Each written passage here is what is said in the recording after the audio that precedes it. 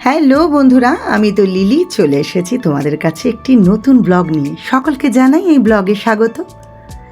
কথায় আছে যে রাধে সে চুলো বাঁধে, সেরমই ঘর সাজানোটা কিন্তু আমার একটা ভালো লাগা।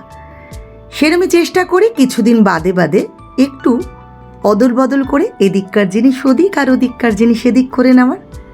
দেখতে কিন্তু বেশ ভালো লাগে। আনন্দ আর দুঃখ আসলে এই দুই মিলেই তো জীবন। মন খারাপ হলে দেখবে শরীরও কিন্তু খারাপ হতে থাকে।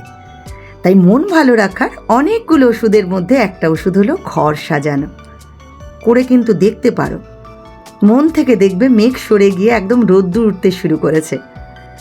আর সাথে প্রিয় শিল্পী সুরেলা গান শুনতে কিন্তু ভুলবে না। তাহলে অবশ্যই জানিও লুকটা কেমন লাগলো। সকলে ভালো থেকো, সুস্থ থেকো, টাটা।